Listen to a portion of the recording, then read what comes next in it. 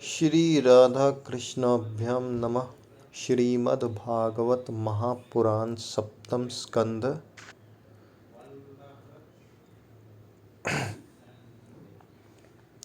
ओम नमो भगवते वासुदेवाय। श्रीमद्भागवत महापुराण सप्तम स्कंद पहला अध्याय। नारद युधिष्ठिर संवाद और जय विजय की कथा।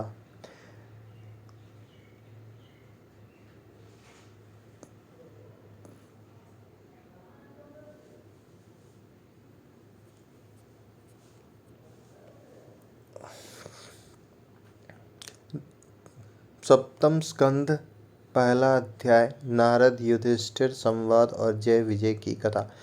राजा परीक्षित ने पूछा, भगवान तो स्वभाव से ही भेदभाव से रहित हैं, सम हैं, समस्त प्राणियों के प्रिय और सुहृद हैं। फिर उन्होंने जैसे कोई साधारण मनुष्य भेदभाव से अपने मित्र का पक्ष ले और शत्रुओं का अनिष्ट करे, उसी प्रकार इंद्र के लिए दैत्यों का वध क्यों किया? वे स्वयं परिपूर्ण कल्याण स्वरूप हैं, इसलिए उन्हें देवताओं से कुछ लेना देना नहीं है। वे स्वयं परिपूर्ण कल्याण स्वरूप हैं, इसलिए उन्हें देवताओं से कुछ लेना देना नहीं है, तथा निर्गुण होने के कारण दैत्यों से कुछ वैर विरोध और उद्वेग भी नहीं है। भगवत प्रेम के सौभाग्य से संपन्न महात्मन हमारे चित्त में भगवान के समत्व आदि गुणों के संबंध में बड़ा भारी संदेह हो रहा है। आप कृपा करके उसे मिटाइए। श्री सुखदेव जी ने कहा, महाराज, भगवान के अद्भुत चरित्र संबंध में तुमने बड़ा सुंदर प्रश्न किया, क्योंकि ऐसे प्रसंग प्रहलाद आदि भक्तों की महिमा से परिपूर्ण होते हैं, जिसके श्रवण से भगवान की भक्ति बढ़ती है। इस परम पुण्यमय प्रसंग को नारद आदि महात्मा गण बड़े प्रेम से गाते रहते हैं। अब मैं अपने पिता श्री कृष्ण द्वैपायन मुनि को नमस्कार करके भगवान की लीला कथा का वर्णन करता हूँ। वास्तव में भगवान निर्गुण, अजन्मा, अव्यक्त और प्रकृति से परे हैं। ऐसा होने पर भी अपनी माया के गुणों को स्वीकार करके वे बाध्य बाधक भाव को, अर्थात मरने और मारने वाले दोनों के परस्पर विरोधी रूपों को ग्रहण करते हैं। सत्वगुण, रजोगुण और तमोगुण ये प्रकृति के गुण हैं, परमात्मा के नहीं। परीक्षित, इन तीनों गुणों की भी एक साथ ही घटती बढ़ती नहीं होती। इन तीनों गुणों की एक साथ ही घटती बढ़ती नहीं होती। भगवान समय समय के अनुसार गुणों को स्वीकार करते हैं। सत्वगुण की वृद्धि के समय देवता और ऋषियों का, रजोगुण की वृद्धि के समय दैत्यों का, तमोगुण की वृद्धि के समय वे यक्ष एवं राक्षसों को अपनाते और उनका अभ्युदय करते हैं। जैसे व्यापक अग्नि, काष्ठ आदि भिन्न भिन्न आश्रयों में रहने पर भी उनसे अलग नहीं जान पड़ती, परंतु मंथन करने पर वह प्रकट हो जाती है, वैसे ही परमात्मा सभी शरीर में रहते हैं, अलग नहीं जान पड़ते, परंतु विचारशील पुरुष हृदय मंथन करके उनके अतिरिक्त सभी वस्तुओं का बाध करके अनंतः अपने हृदय में ही अंतर्यामी रूप से उन्हें प्राप्त कर लेता है। जब परमेश्वर अपने लिए शरीर को निर्माण करना चाहते हैं, तब अपनी माया से रजोगुण की अलग सृष्टि करते हैं। जब वे विचित्र योनियों में रमण करना चाहते हैं, तब सत्वगुण की सृष्टि करते हैं, और जब वे शयन करना चाहते हैं, तब तमोगुण बढ़ा देते हैं। जब वे विचित्र योनियों में रमण करना चाहते हैं, तब सत्व गुण की सृष्टि करते हैं, और जब वे शयन करना चाहते हैं तब तमोगुण को बढ़ा देते हैं। परीक्षित, भगवान सत्व संकल्प हैं। वे ही जगत की उत्पत्ति के निमित्तभूत प्रकृति और पुरुष के सहकारी एवं आश्रय काल की सृष्टि करते हैं। इसलिए वे काल के अधीन नहीं हैं, काल ही उनके अधीन है। राजन, वे काल स्वरूप ईश्वर जब सत्व गुण की वृद्धि करते हैं तब सत्वमय देवताओं का बल बढ़ाते हैं, और तभी वे परम यशस्वी देव प्रिय परमात्मा देव विरोधी रजोगुणी एवं तमोगुणी दैत्यों का संहार करते हैं। वस्तुतः वे सम ही हैं। राजन, इसी विषय में देवर्षि नारद ने बड़े प्रेम से एक इतिहास कहा था। यह उस समय की बात है जब राजसु यज्ञ में तुम्हारे दादा युधिष्ठिर ने उनसे इस संबंध में एक प्रश्न किया था। उस महान राजसु यज्ञ में राजा युधिष्ठिर ने अपनी आंखों के सामने बड़ी आश्चर्यजनक घटना देखी कि चेदीराज शिशुपाल सबके देखते देखते भगवान श्री कृष्ण में समा गया। वहीं देवर्षि नारद भी बैठे हुए थे। इस घटना से आश्चर्यचकित होकर राजा युधिष्ठिर ने बड़े बड़े मुनियों से भरी हुई सभा में उसी यज्ञ मंडप में ही देवर्षि नारद से यह प्रश्न किया। युधिष्ठिर ने पूछा, ओ, यह तो बड़ी विचित्र बात है। परम तत्व भगवान श्री कृष्ण में समा जाना तो बड़े बड़े अनन्य भक्तों के लिए भी दुर्लभ है। फिर भगवान से द्वेष करने वाले शिशुपाल को यह गति कैसे मिली? नारद जी, इसका रहस्य हम सभी जानना चाहते हैं। पूर्व काल में भगवान की निंदा करने के कारण ऋषियों ने राजा वेन को नरक में डाल दिया था। यह दमघोष का लड़का पात्मा शिशुपाल और दुर्बुद्धि दंतवक का दोनों ही जब से तुतलाकर बोलने लगे थे, तब से अब तक भगवान से द्वेष ही करते रहे हैं। अविनाशी परब्रह्म भगवान श्री कृष्ण को ये पानी पी पी कर गाली देते रहते हैं। अविनाशी परब्रह्म भगवान श्री कृष्ण को ये पानी पी पी कर गाली देते रहते हैं, परंतु इसके फल स्वरूप न तो इनकी जीभ में कोढ़ ही हुआ और न इन्हें घोर अंधकार में नरक की ही प्राप्ति हुई। प्रत्युत जिन भगवान की प्राप्ति अत्यंत कठिन है, उन्हीं में ये दोनों सबके देखते देखते अनायास ही लीन हो गए। इसका क्या कारण है? हवा के झोंके से लड़खड़ाती हुई दीपक की लौ के समान मेरी बुद्धि इस विषय में बहुत आगा पीछा कर रही है। आप सर्वज्ञ हैं, अतः इस अद्भुत घटना का रहस्य समझाइए। श्री सुखदेव जी कहते हैं, सर्व समर्थ देवर्षि नारद राजा के यह प्रश्न सुनकर बहुत प्रसन्न हुए। उन्होंने युधिष्ठिर को संबोधित करके बड़ी सभा में सबके सुनते हुए यह कथा कही। नारद जी ने कहा, युधिष्ठिर, निंदा, स्तुति, सत्कार और तिरस्कार इस शरीर के ही तो होते हैं। इस शरीर की कल्पना प्रकृति और पुरुष का ठीक ठीक विवेक न होने के कारण ही हुई है। जब इस शरीर को ही अपना आत्मा मान लिया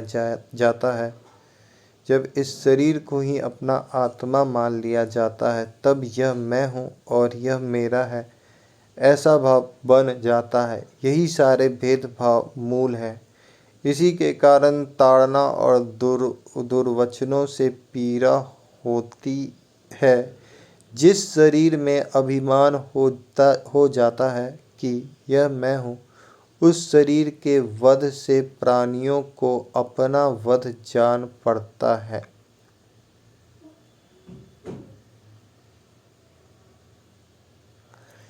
किंतु भगवान में तो जीवों के समान ऐसा अभिमान है नहीं, क्योंकि वे सर्वात्मा हैं, अद्वितीय हैं। जिस शरीर में अभिमान हो जाता है कि यह मैं हूँ, उस शरीर के वध से प्राणियों को अपना वध जान पड़ता है। किंतु भगवान में तो जीवों के समान ऐसा अभिमान है नहीं, क्योंकि वे सर्वात्मा हैं, अद्वितीय हैं। वे जो दूसरों को दंड देते हैं वह भी उनके कल्याण के लिए ही है, क्रोधवश अथवा द्वेषवश नहीं। तब भगवान के संबंध में हिंसा की कल्पना तो की ही कैसे जा सकती है। इसलिए चाहे सुदृढ़ वैर भाव से या वैरहीन भक्ति भाव से, भय से, स्नेह से अथवा कामना से, कैसे भी हो, भगवान में अपना मन पूर्ण रूप से लगा देना चाहिए।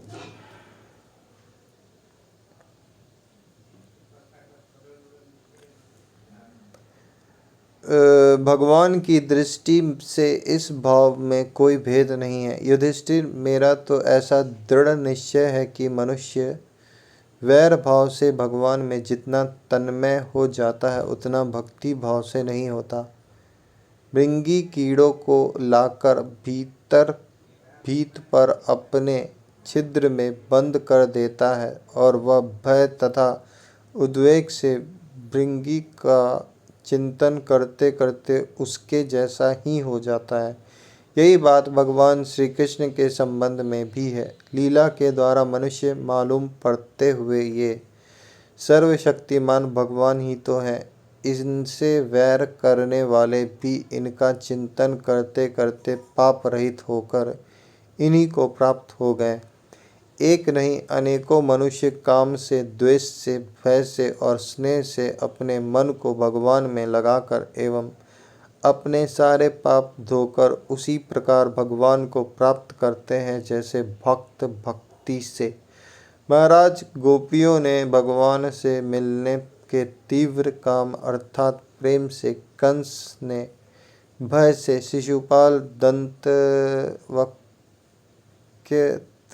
आदि राजाओं ने द्वेष से, यदुवंशियों ने परिवार के संबंध से, तुम लोगों ने स्नेह से और हम लोगों ने भक्ति से अपने मन को भगवान में लगाया है। भक्तों के अतिरिक्त जो 5 प्रकार के भगवान का चिंतन करने वाले हैं, उनमें से राजा वेन की तो किसी में भी गणना नहीं होती, क्योंकि उसने किसी भी प्रकार से भगवान में मन नहीं लगाया था। सारांश यह कि चाहे जैसे हो, अपना मन भगवान श्री कृष्ण में तन्मय कर देना चाहिए। महाराज, फिर तुम्हारे मौसेरे भाई शिशुपाल और दंतवक्त्र दोनों ही विष्णु भगवान के मुख्य पार्षद थे। ब्राह्मणों के शाप से इन दोनों को अपने पद से च्युत होना पड़ा था। राजा परीक्षित ने पूछा, नारद जी, भगवान के पार्षदों को भी प्रभावित करने वाला वह शाप किसने दिया था तथा वह कैसे था? भगवान के अनन्य प्रेमी फिर जन्म मृत्यु में संसार में आए, यह बात तो कुछ अविश्वसनीय सी मालूम पड़ती है। वैकुंठ के रहने वाले लोग प्राकृत शरीर, इंद्रिय और प्राणों से रहित होते हैं। उनका प्राकृत शरीर से संबंध किस प्रकार हुआ, यह बात आप अवश्य सुनाइए। नारद जी ने कहा, एक दिन ब्रह्मा के मानस पुत्र सनकादि ऋषि तीनों लोकों में स्वच्छंद विचरण करते हुए वैकुंठ में जा पहुँचे। यूँ तो वे सबसे प्राचीन हैं, परंतु जान पड़ते हैं ऐसा मानो 5-6 वर्ष के बच्चे हो। वस्त्र भी नहीं पहनते। उन्हें साधारण बालक समझकर द्वारपालों ने उनको भीतर जाने से रोक दिया। इस पर वे क्रोधित से हो गए और उन्होंने द्वारपालों को यह शाप दिया कि मूर्खों, भगवान विष्णु के चरण तो रजोगुण और तमोगुण से रहित हैं।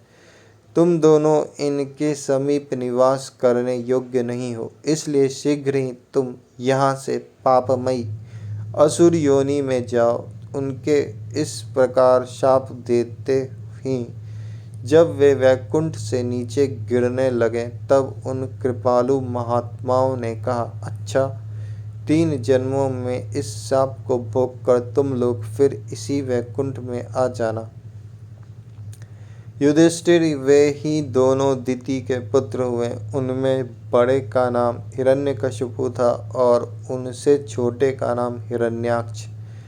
दैत्य और दानवों के समाज में यही दोनों सर्वश्रेष्ठ थे। विष्णु भगवान ने नृसिंह का रूप धारण करके हिरण्यकशिपु को और पृथ्वी का उद्धार करके समय वारावतार ग्रहण करके हिरण्याक्ष को मारा। हिरण्यकशिपु अपने पुत्र प्रहलाद को भगवलोमी होने के कारण मार डालना चाहा और इसके लिए उन्हें बहुत सी यातनाएं दी, परंतु प्रहलाद सर्वात्मा भगवान के परम प्रिय हो चुके थे, समदर्शी हो चुके थे। उनके हृदय में अटल शांति थी। भगवान के प्रभाव से वे सुरक्षित थे, इसलिए तरह तरह के से चेष्टा करने पर भी हिरण्यकशिपु उनको मार डालने में समर्थ न हुआ। युधिष्ठिर वे ही दोनों विश्रवा मुनि के द्वारा केशिनी कैकसी के गर्भ से राक्षसों के रूप में पैदा हुआ। उनका नाम था रावण और कुंभकर्ण। उनके उत्पातों से सब लोकों में आग सी लग गई थी। उस समय भी भगवान ने उन्हें शाप से छुड़ाने के लिए राम रूप से उनका वध किया। युधिष्ठिर, मार्कंडेय मुनि के मुख से तुम भगवान श्री राम का चरित्र सुनोगे। वे ही दोनों जय विजय इस जन्म में तुम्हारी मौसी के लड़के शिशुपाल और दंतवक्र के रूप में क्षत्रिय कुल में उत्पन्न हुए थे। भगवान श्री कृष्ण के चक्र का स्पर्श प्राप्त हो जाने से उनके सारे पाप नष्ट हो गए और वे सनकादिक के शाप से मुक्त हो गए। वैर भाव के कारण निरंतर ही वे भगवान श्री कृष्ण का चिंतन किया करते थे। उसी तीव्र तन्मयता के फलस्वरूप वे भगवान को प्राप्त हो गए और पुनः उनके पार्षद होकर उन्हीं के समीप चले गए। युधिष्ठिर जी ने पूछा, भगवान हिरण्यकशिपु ने अपने स्नेहभाजन पुत्र प्रहलाद से इतना द्वेष क्यों किया? फिर प्रहलाद तो महात्मा थे, साथ ही यह भी बतलाइए कि किस साधन से प्रहलाद भगवन्मय हो गए।